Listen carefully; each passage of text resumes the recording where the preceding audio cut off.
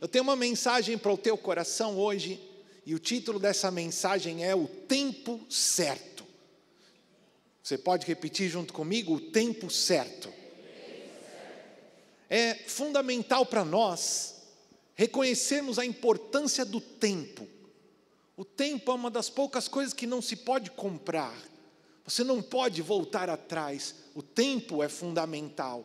A Bíblia diz que há um tempo certo para cada coisa debaixo do céu. Quantos creem?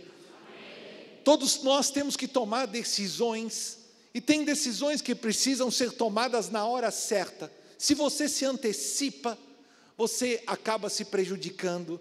Se você adia, muitas vezes acaba perdendo uma oportunidade. Por exemplo, se você, na culinária, se você vai fazer um pão ou um bolo na sua casa, ele tem um tempo certo para ficar no forno, não é verdade?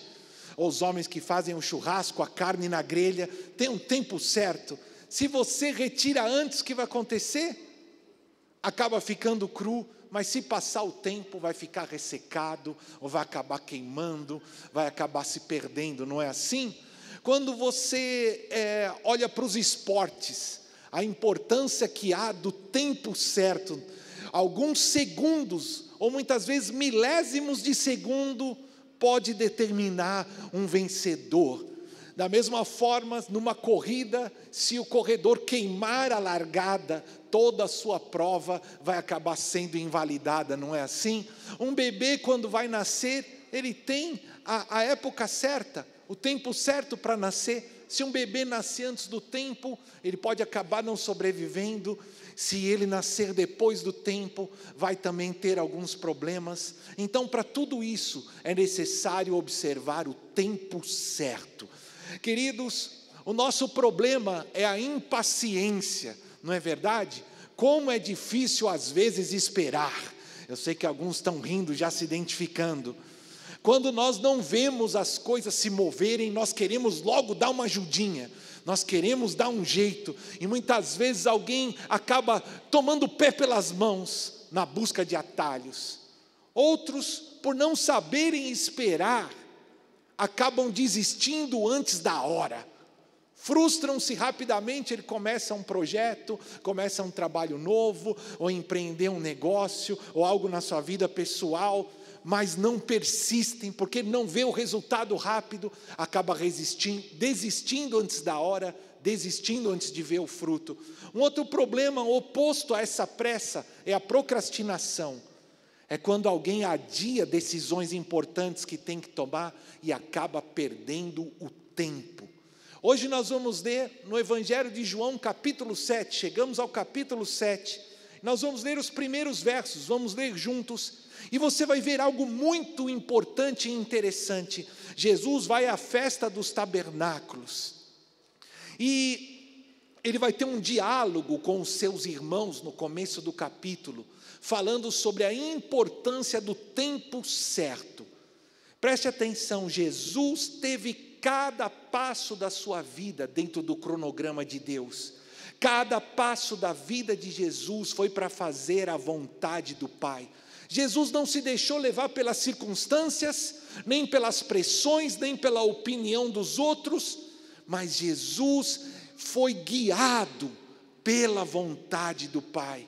Nós vamos ler alguns blocos de versículos aqui por partes, para compreendermos melhor, e hoje você vai tirar algumas aplicações importantes para a sua vida. Quantos desejam receber a palavra de Deus hoje? João capítulo 7, vamos começar lendo o verso 1 e 2. Depois disso, Jesus percorreu a Galileia, mantendo-se deliberadamente longe da Judeia, porque ali os judeus procuravam matá-lo. Mas, ao se aproximar a festa judaica das cabanas, até aí, por enquanto, nós já vamos continuar no diálogo de Jesus com os seus irmãos. Quero que você preste atenção. As primeiras palavras que nós lemos é depois disso. E essas palavras nos levam a olhar o que estava antes, a voltar para o capítulo 6. Depois disso, depois do quê? No final do capítulo 6, Nós temos o discurso de Jesus dizendo: eu sou o pão da vida. Quantos estavam aqui na semana passada? Ele estava chamando os seus discípulos a sair da superficialidade, a firmarem uma aliança. E com isso, muitos discípulos deixaram de seguir a Jesus. Quantos se lembram da palavra? Diminuiu um pouquinho, o que aconteceu? Muitos discípulos deixaram de seguir a Jesus. Mas está escrito que mesmo assim Jesus continuou percorrendo a Galileia. Ainda que muitos o deixaram, ele continuou ali disponível para aqueles que porventura queriam buscá-lo. Entre a festa da Páscoa, a Páscoa é em abril, e a festa dos tabernáculos ou das cabanas é em outubro, por 6 meses Jesus permaneceu ali tranquilamente caminhando na Galileia. Ainda que muitos discípulos tinham voltado atrás, Jesus permaneceu ali por mais 6 meses. Querido, ouça, Jesus não vira as costas para você. Jesus não desiste de você. Diga isso para quem está ao seu lado: Jesus não desiste de você. Graças a Deus por isso, não é verdade? Ainda que você tenha virado as costas para Ele ou tenha pecado, Ele continua disponível para você. Ele tem os braços abertos para você. Por isso, arrependa-se enquanto é tempo. Busque-o enquanto Ele está disponível, enquanto você pode encontrá-lo. Jesus permaneceu longe da Judéia, onde estava Jerusalém, porque ali queriam tirar-lhe a vida. Eles queriam matar Jesus, porque Jesus tinha curado um paralítico que estava naquela condição há 38 anos, porque Jesus pregava a verdade, e eles não podiam suportar as palavras de Jesus. Em Jerusalém queriam tirar-lhe a vida, por isso ele estava, por este período, essa temporada na Galileia. E então a festa dos tabernáculos ou das cabanas se aproximava. Nós estamos nos aproximando da festa dos tabernáculos, que é em outubro. São 3 grandes festas que os judeus comemoram, e no passado todos deveriam ir até Jerusalém para cultuar. A festa da Páscoa, que comemora a libertação do Egito, a festa do Pentecostes, que comemora a outorga da lei, e a festa dos tabernáculos, onde eles se lembravam de como Deus sustentou Israel nos 40 anos do deserto, quando eles moraram em cabanas, moraram em tendas. A festa dos tabernáculos é uma das 3 festas mais importantes, como falamos. Ela é uma festa de colheita, e celebra a colheita das uvas e azeitonas. A colheita dos grãos já havia terminado. A festa dos tabernáculos é celebrada por 7 dias, e é algo muito interessante. Os judeus costumam montar tendas improvisadas em casa, e eles moram por 7 dias, ou fazem suas refeições nas tendas, para lembrar do tempo em que eles peregrinaram no deserto, para lembrar da sua fragilidade e da dependência de Deus. Até os ricos, todos saem de casa e vão morar numa tenda improvisada, para lembrar que todos dependem de Deus. Queridos, há uma série de rituais de derramar água, acender lâmpadas. Nós vamos falar disso nas próximas semanas. Mas eu quero chamar a tua atenção para algo aqui interessante. João vai chamar essa festa, que era a festa de Yahvé, assim que era chamada no Antigo Testamento, da festa dos judeus, ou a festa judaica. E por quê? Quando você olha aquilo que a religião tinha se tornado no primeiro século, a hipocrisia, a dureza de coração, nós entendemos porque essa festa deixou de ser a festa de Yahvé, para se tornar a festa dos judeus, por causa da corrupção das pessoas. A festa tinha perdido significado, tinha perdido propósito, por causa da sua religião superficial. Queridos, o próprio templo havia se contaminado, se corrompido. Agora ouça a palavra do Senhor para você nessa manhã. Cuidado.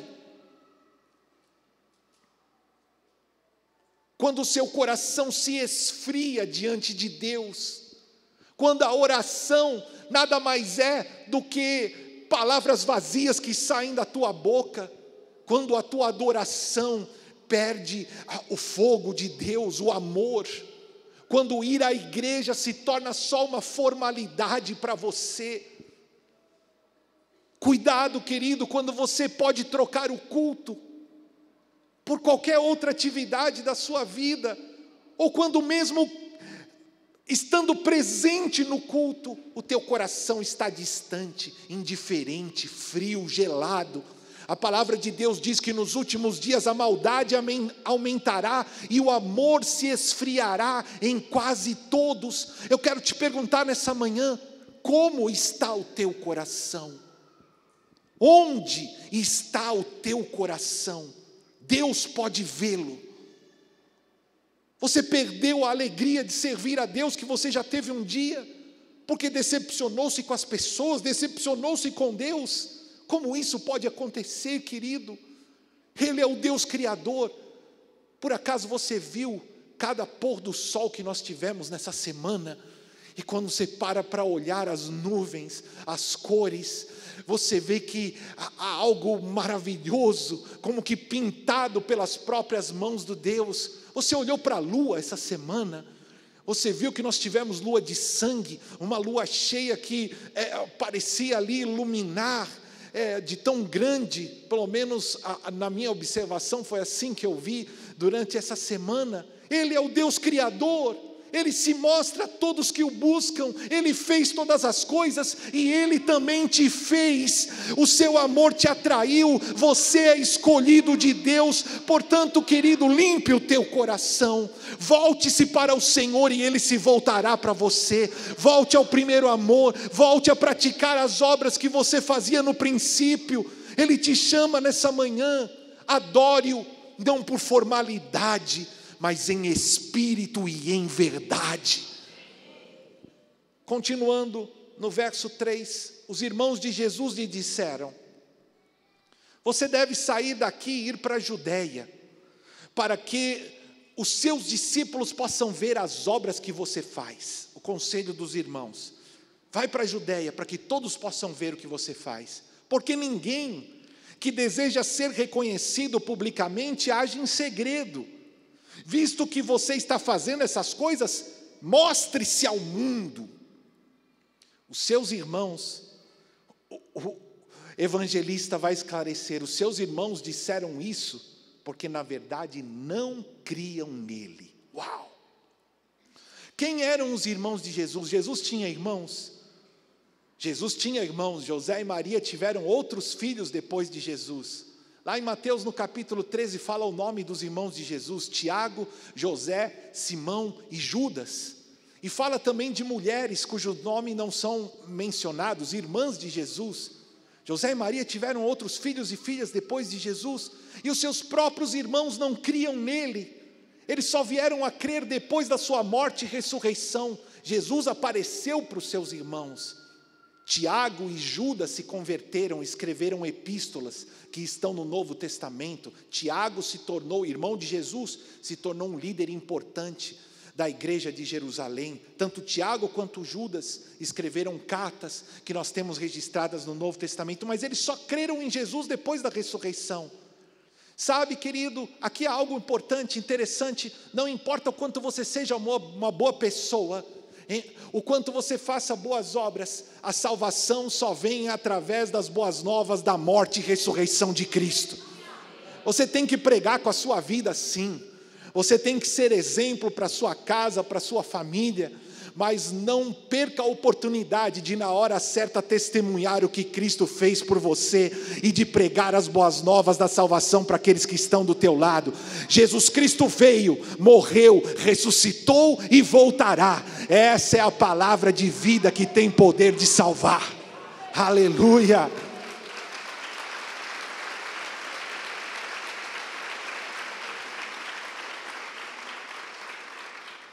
Os irmãos de Jesus não criam nele, como vemos.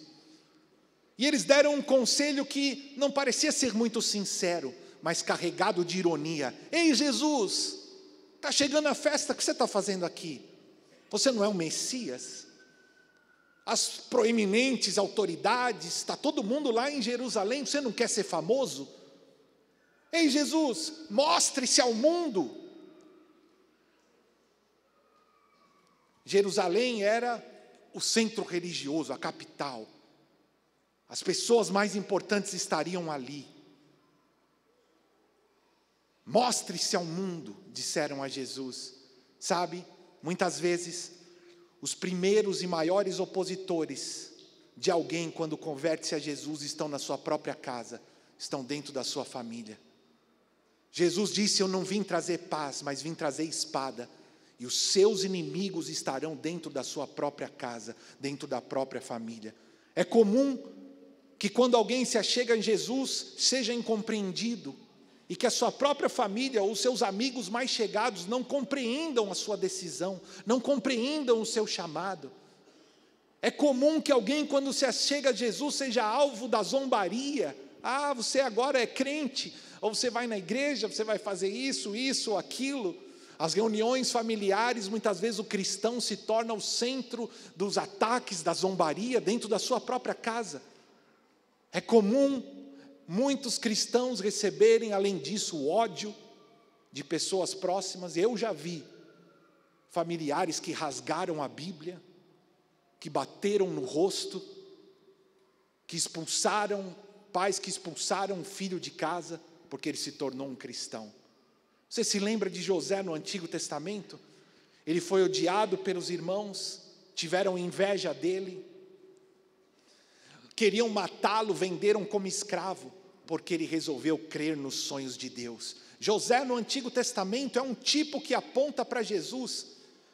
Certa vez Jesus estava pregando a uma multidão que aglomerou-se numa casa, está lá em Marcos 3, e a sua família foi buscá-lo, porque pensaram que ele estava fora de si, pensaram que Jesus tinha perdido o juízo. O que é isso? Ele está falando para todo mundo que é o Messias, e a sua mãe e os seus irmãos foi até a casa para buscá-lo, para impedi-lo, e mandaram chamar Jesus, dizendo: olha, Jesus, a sua mãe e os seus irmãos estão lá fora, estão mandando te chamar.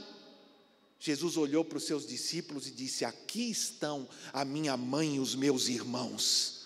Aquele que fizer a vontade de Deus é meu irmão, a minha irmã e a minha mãe.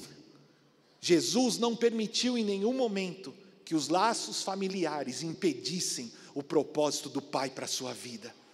Perceba que o conselho que os irmãos vão dar a Jesus é parecido com o que Maria deu no capítulo 2, no matrimônio em Caná. Maria sugeriu que Jesus se revelasse antes da hora, e agora os irmãos vão falar o mesmo: olha, Jesus, vai para Jerusalém, mostre-se ao mundo, seja famoso.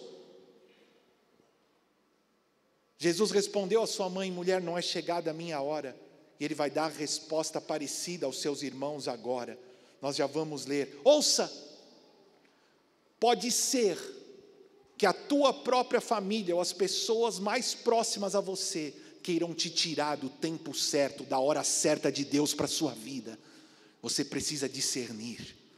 Ouça, há uma agenda de Deus para você, querido. E muitas vezes as pessoas que nós mais amamos, não que tenham uma má intenção, mas porque elas só olham para as coisas naturais do homem, só olham para as circunstâncias, elas podem querer te fazer sair do cronograma de Deus. Discirna, tenha cuidado. Há algo mais aqui. Os irmãos de Jesus equivalem àqueles discípulos superficiais, porque os irmãos de Jesus tinham visto os milagres, eles sabiam o que Jesus podia fazer, mas eles não compreendiam o significado dos milagres, eles não se confiavam a Jesus, não estavam prontos para entregar a vida a Ele, porque eles tinham uma fé superficial, não tinham a fé salvadora ao ponto de reconhecê-lo como Messias, de assumirem um compromisso de aliança. A fé dos irmãos de Jesus era parecida com daqueles discípulos que no capítulo anterior voltaram atrás. E o conselho dos irmãos de Jesus é segundo o conselho do mundo, baseado no reconhecimento, na fama, nos aplausos. Eles queriam ver sinais, mas queriam ver sinais para fins corruptos, para sua própria satisfação, como a multidão que se alimentou dos 5 pães e 2 peixes. Cuidado, com as motivações incorretas. Cuidado com servir a Deus para ser visto pelos outros. Cuidado em querer a religião para alcançar bens materiais, coisas materiais. Querido, cuidado com a superficialidade na fé, com a falta de compromisso. Não engane a si mesmo, sabe por quê? Jesus vê o teu coração. Jesus está presente nesse lugar nessa manhã. Ele olha para você, Ele vê onde você está sentado, Ele conhece o que se passa no seu pensamento, Ele sabe aquilo que está no teu coração. Continuando, no verso 6, nós vamos ler do 6 ao 9 agora. Então Jesus lhes disse: o meu tempo ainda não chegou, mas para vocês qualquer tempo é apropriado. O mundo não pode odiar vocês, mas a mim odeia, porque testemunho que as obras deles são más. Vão vocês à festa? Eu ainda não subirei a essa festa, porque para mim ainda não chegou o tempo apropriado. Tendo dito isso, permaneceu na Galileia.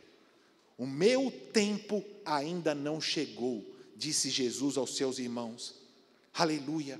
Jesus veio a esse mundo para fazer a vontade do Pai.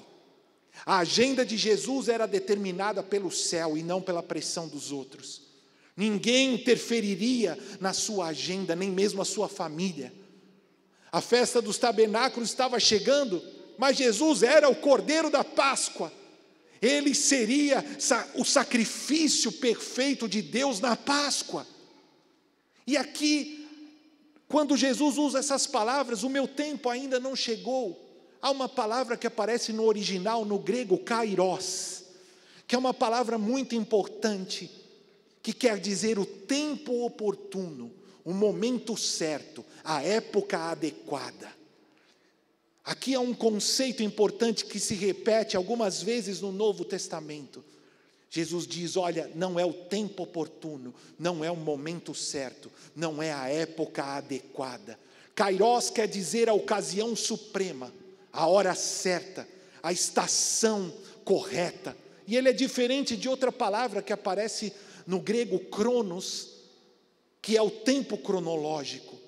Quer dizer, querido, você pode ter a sua própria agenda, ou você pode decidir seguir a agenda de Deus. Você pode tomar as suas próprias decisões baseadas na sua vontade. Você pode tomar suas decisões baseadas nas notícias, nas circunstâncias. Ou você pode aprender a esperar em Deus e buscar nele a direção para a sua vida, para cada passo que você der. Jesus diz para os seus irmãos: para vocês, qualquer tempo é apropriado, porque o mundo não pode odiar vocês. Por que Jesus falou isso para os seus irmãos? Para vocês, todo tempo é apropriado, o mundo não pode odiar vocês. Ouça, os irmãos de Jesus podiam seguir qualquer agenda, porque eles eram parte do mundo, eles seguiam a agenda do mundo, por isso também não podiam ser odiados. O mundo ama aquele que é parte dele, mas o mundo odeia aquele que denuncia suas obras más. Uau!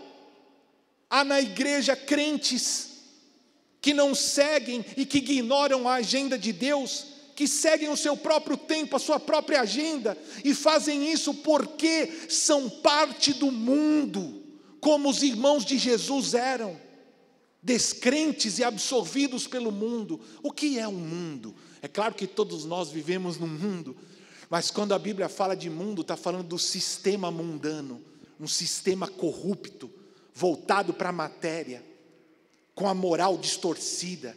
O mundo é afastado de Deus e governado pelo diabo. E há na igreja muitos que se dizem crentes, mas estão parecidos com os falsos discípulos que não creem, que deixaram Jesus, porque ainda não deixaram o mundo. Muitos mesmo dentro da igreja têm a linguagem do mundo, falam o que o mundo fala, tem os valores do mundo gravado no seu coração, se vestem, se portam, falam exatamente como o mundo faz. 1 João 5,19 diz: sabemos que somos de Deus e que o mundo inteiro jaz no maligno. O mundo jaz no maligno. O que quer dizer isso? O mundo, o sistema mundano, está sepultado, está deitado, repousa no colo do maligno. Querido, a igreja não pode ficar com sono, adormecida no colo do maligno. O Senhor te chama a despertar nessa manhã. O que ama o mundo é inimigo de Deus. O que ama o mundo, o amor do Pai não está nele. É bom você ter os seus olhos abertos e escolher de que lado você vai ficar. Diga para quem está ao seu lado: desperta hoje para a vontade de Deus. Desperta hoje para o tempo de Deus.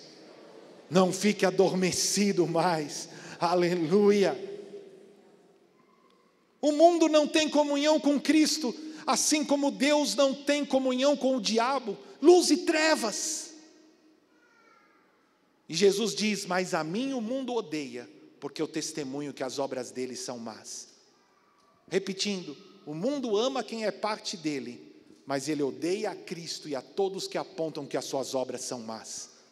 O mundo pode até aceitar milagres, uau, um milagre, mas ele não quer deixar o mundo e não gostam daqueles que dizem que eles estão fora do curso. Por isso odiaram a Cristo, por isso queriam matá-lo, porque ele denunciou a corrupção que estava nos seus corações, denunciou a hipocrisia da sua religião.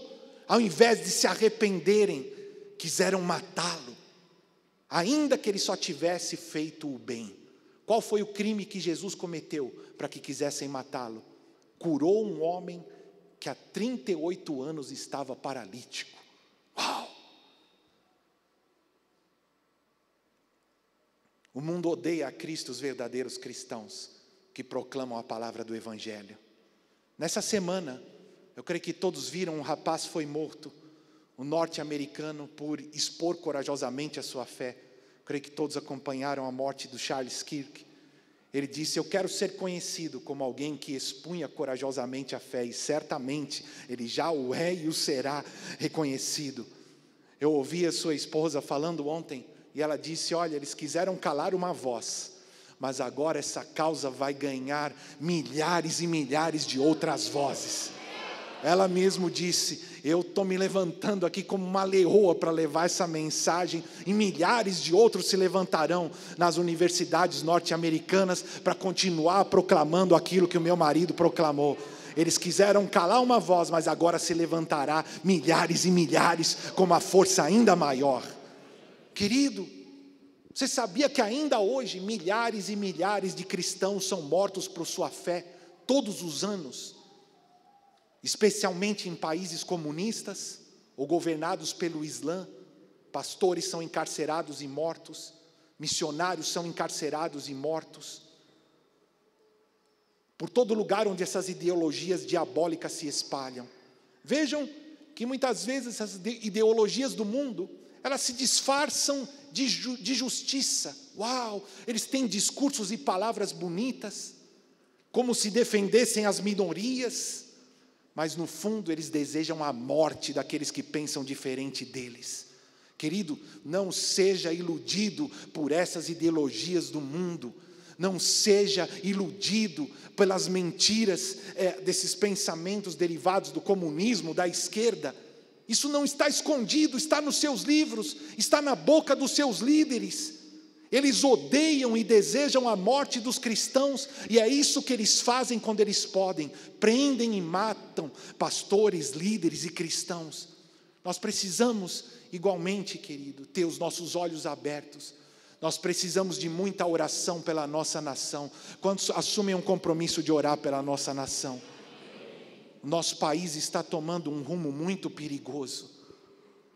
Eu vi uma foto essa semana de um desfile militar na China, e ali estavam alinhados todos os ditadores, os presidentes da China, da Rússia, Cuba, Coreia do Norte, o presidente do Irã, Mianmar.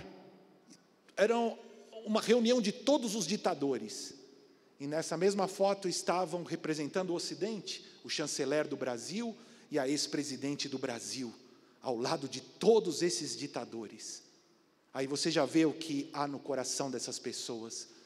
Nós estamos num momento crítico na nossa nação, em que homens maus e partidos com ideologias malignas no coração governam a nossa nação. Você já há indícios da perseguição à igreja, a pastores, a líderes, a muitos por causa da liberdade de expressão, da liberdade de fé. Nós temos que orar pela nossa nação e nós cremos que Deus impedirá os projetos malignos que eles têm para o nosso país. Aleluia! Mas, querido, acima disso, olhe para o teu coração e para o tempo. Nós nos aproximamos dos dias da volta de Jesus. Nós já estamos vivendo esses dias em que a iniquidade aumentará. Um rapaz, pai de família, que proclamava o bem, toma um tiro covarde na frente da sua esposa e das suas 2 filhas, e muitos aplaudem, muitos cantam de júbilo, muitos dão risada. Nós já estamos vivendo esses dias em que o ódio crescerá, a iniquidade aumentará, o amor se esfriará, mas aquele que perseverar até o fim será salvo. Cuide do teu coração, querido. Você entende os tempos, os dias que nós estamos vivendo? Você precisa discernir o tempo certo, compreender a urgência dos dias que nós vivemos. Nós vivemos em uma crescente guerra espiritual. Desperta, você que dorme. É tempo de crescer em relacionamento com Deus, em dedicação e entendimento pela sua palavra, para que você não seja enganado, para que você não seja confundido. Não se conforme mais a esse mundo, mas renove a sua mente de acordo com a palavra de Deus e queira viver a vontade de Deus para a sua vida. Jesus disse: olha, o próximo, não, já lemos, vocês podem ir à festa, eu ainda não vou, porque para mim não chegou o tempo apropriado. Se Jesus chegasse na festa no primeiro dia, podia precipitar uma entrada triunfal. A multidão eufórica, emocionada, alguns queriam fazer Jesus rei. E não era a vontade de Deus para Jesus naquele tempo, não era esse o tempo. Jesus não foi no começo da festa, ele chegou no meio da festa de maneira desapercebida, discreta, diferente do que os seus irmãos haviam sugerido, porque havia um tempo apropriado. Diga junto comigo: havia um tempo apropriado. Agora, falando disso, o nosso problema é que nós não queremos esperar. Quem aqui gosta de esperar? Ninguém vai levantar a mão. Nós nos acostumamos com o automático. Apertou o botão, está pronto. Nós não queremos esperar, às vezes, nem um minuto, nem um segundo. Está demorando muito. Queremos ver tudo pronto na mesma hora.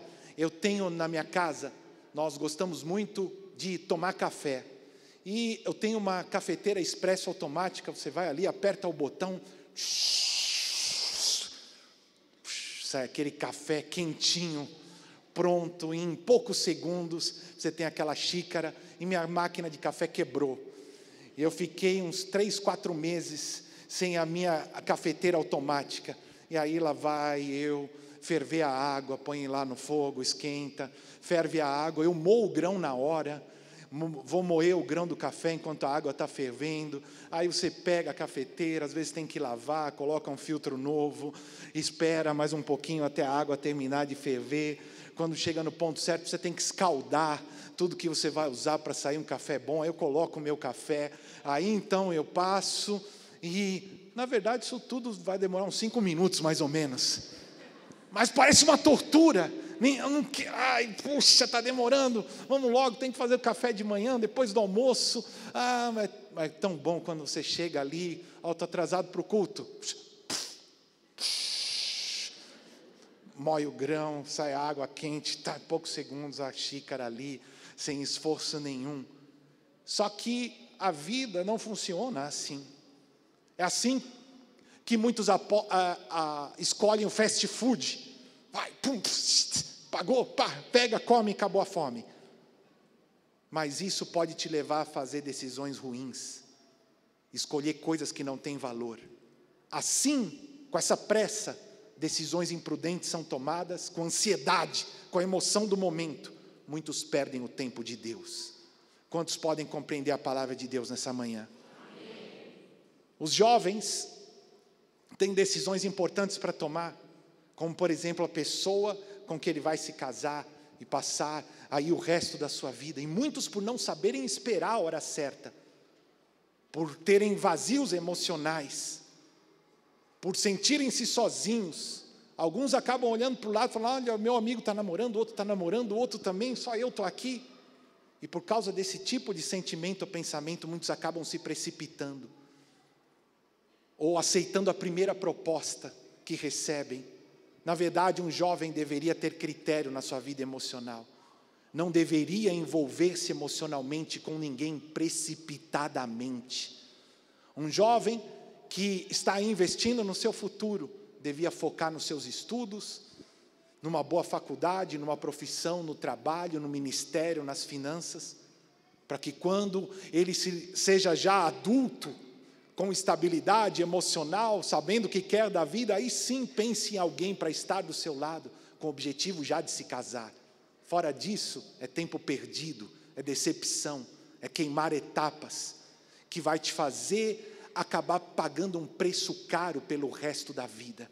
Se você acaba se relacionando com a pessoa errada, ou relacionando-se antes do tempo, você vai viver muitas dificuldades e prejuízos. Por isso, aprenda a esperar o tempo certo de Deus.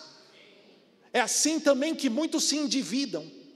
Ao invés de esperar ter o dinheiro para comprar, eu tomo emprestado do banco porque eu quero comprar agora. Eu não quero esperar ter o dinheiro, eu não vou juntar o dinheiro por anos para comprar o que eu quero comprar agora. Então aí eu pego o empréstimo do banco e eu vou pagar 3, 4, 5, 6 vezes mais ao banco do que aquele bem que eu queria comprar custava, porque eu não soube esperar.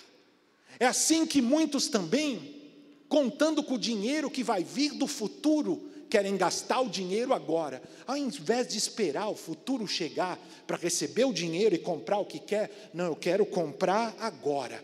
Então o que alguém faz? Compra esperando o dinheiro que vai vir no futuro. E aí o que acontece? O futuro chega e o dinheiro que eu esperava não veio. É assim que muitos fazem dívidas que jamais vão conseguir pagar. Você pode compreender a palavra do Senhor hoje? Simplesmente porque não souberam esperar. Não souberam esperar. Igualmente no trabalho, alguém recebe uma proposta de emprego, nós ouvimos testemunhos, só porque tem um salário maior, a pessoa não olha ao todo, toma uma decisão precipitada, não vê os benefícios, não vê se é longe ou perto de casa, não vê o plano de carreira, e com base nisso pode tomar uma decisão errada, pode pagar um alto preço, colocar em perigo o sustento da sua família. O Senhor diz a você nessa manhã: há um tempo apropriado para cada coisa. Aprenda a esperar, aprenda a buscar pelo Senhor, antes de tomar qualquer decisão importante na tua vida, antes de qualquer decisão, ouça o Senhor, espera pelo Senhor. O Salmo 27:14 é um salmo extraordinário. Você pode ler, marque aí para você ler e meditar. O Senhor é a minha luz e a minha salvação, a quem temerei? E o último verso, o verso 14 diz assim: espera pelo Senhor, anima-te e fortalece o teu coração, espera, pois, pelo Senhor. Você pode crer e receber a palavra de Deus hoje? Espera pelo Senhor. Anima-te, ou seja forte, seja corajoso. É preciso coragem para esperar, não é verdade? Enquanto você espera, é preciso ter coragem, sim. Fortalece o teu coração, ou espera no Senhor e Ele fortalecerá o teu coração. Enquanto você espera nele, o teu coração será fortalecido. E então a palavra de Deus repete enfatizando: espera, pois, pelo Senhor. Eu conto para vocês Em toda a minha vida, eu não me arrependo nenhuma vez de todas as vezes que eu esperei pelo Senhor, e eu não tomei uma decisão nem me movi, até ouvir claramente a sua voz, ou até ser impulsionado por Deus. E eu me arrependo, quase todas as vezes, que eu tomei decisões rápidas, quando eu fui pressionado pelas circunstâncias, pela opinião dos outros. É aí que se cometem grandes erros. Há um tempo apropriado, há um tempo certo, a hora certa de Deus para a tua vida. Eu não sei se você já viveu situações que é pegar ou largar. Você já passou por situações assim? Você sabe o vendedor? Agora, é agora. É agora ou você vai perder a oportunidade da sua vida. É agora ou você vai perder a última data, é a última data, é o último produto, é o último dia da promoção. É pegar ou largar. Uau! É assim que alguém compra o que não presta. É assim que alguém compra o que não precisava. É assim que alguém compra o que nem serviu direito e depois não pode pagar. E o pior, é assim que alguém cai em golpes. É assim que alguém se deixa levar por pessoas maliciosas. Eu pessoalmente já passei por experiências suficientes para saber que quando eu sou pressionado em pegar ou largar, tenho que tomar decisão agora. Não dá tempo nem de orar, nem de ouvir a Deus. Eu declino, eu volto atrás. Eu prefiro perder do que tomar uma decisão precipitada. Eu prefiro ter o tempo de orar, de buscar o conselho de Deus, de clarificar as ideias. Querido, vocês sabem que a paciência e a temperança, o que é temperança? É o controle sobre o próprio temperamento, o domínio próprio, são frutos do Espírito de Deus. Diga, Senhor, dá-me paciência e também temperança. Concluindo, nós já vamos terminar. Ouça, o tempo certo é fundamental para a sua vida. Se você quer viver o kairós de Deus, o tempo certo, a hora oportuna, você precisa começar firmando um compromisso com Deus, entregando a sua vida verdadeiramente, entregando o seu futuro nas mãos dEle. Quantos têm coragem de fazer isso hoje? O Senhor te diz hoje, nessa manhã, mais uma vez, deixe de ser um religioso, um discípulo superficial, mas tenha fé e decida viver o destino profético que Deus tem preparado para você. O Senhor te convida hoje a olhar para o teu coração. O seu coração se esfriou? Se você pudesse pegar um termômetro e colocar agora no teu coração, talvez você esteja vivendo uma vida orientada pela agenda do mundo, com o desejo de ser reconhecido, de ser famoso, de ganhar muito dinheiro. Reflita hoje sobre as suas motivações e arrependa-se. Que você não seja como os irmãos de Jesus que estavam ao lado dele, mas eram parte do mundo. Que você não seja um falso discípulo que está dentro da igreja ouvindo a palavra, mas ainda é parte do mundo. Ouça, a solução para o problema da impaciência, das decisões precipitadas, da desistência, dos que desistem antes da hora, ou da procrastinação nas decisões importantes é esperar pelo Senhor. Espera, pois, pelo Senhor. Você não deve tomar decisões segundo o conselho do mundo. Você não deve tomar decisões segundo as suas próprias emoções. O mundo diz assim: o que se você sente no teu coração? Faz o que você sente no teu coração. Você já ouviu isso? Só que a Bíblia diz que o coração é mais enganoso do que todas as coisas. Muitos falam, pastor, eu fiz porque eu tinha paz, porque eu senti no meu coração. Cuidado ao tomar decisões baseado nas emoções, porque as emoções são péssimas conselheiras. Não tome decisão porque você está com raiva do que te fizeram, porque você está magoado, ferido, eu vou mudar de emprego. É uma péssima ideia. Não tome decisões porque você está se sentindo sozinho, cansado, desapontado ou com raiva. Não tome decisões baseadas nem no conselho do mundo, nem nas emoções. Você quer tomar boas decisões? Sabe o que você deve fazer? Busque o conselho de Deus e da sua palavra. Guarde um tempo de jejum e de oração. E não faça nada até que você tenha a direção clara de Deus. Seja guiado pelo Espírito de Deus. Aprenda a tomar decisões objetivas. Para de misticismo. Coloca no papel os prós e contras.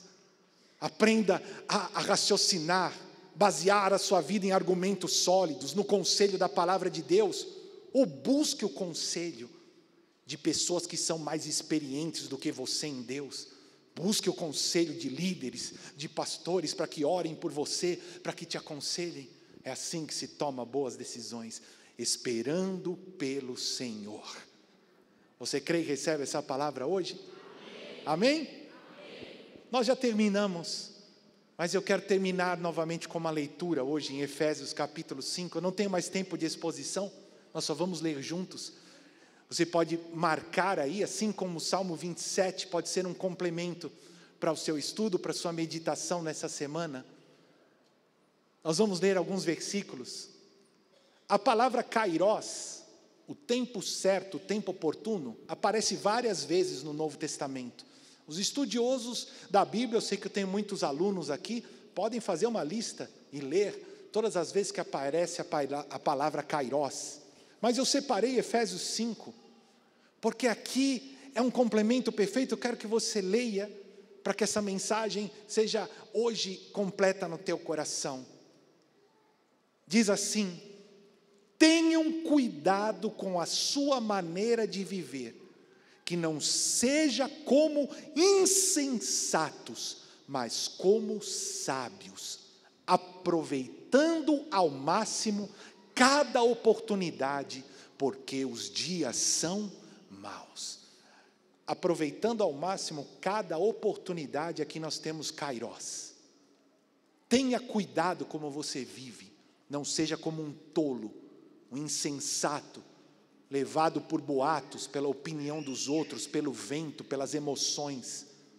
Seja sábio e aproveite, busque o kairos de Deus, a oportunidade correta, porque os dias são maus. Portanto, não sejam insensatos, mas procurem compreender qual é a vontade do Senhor.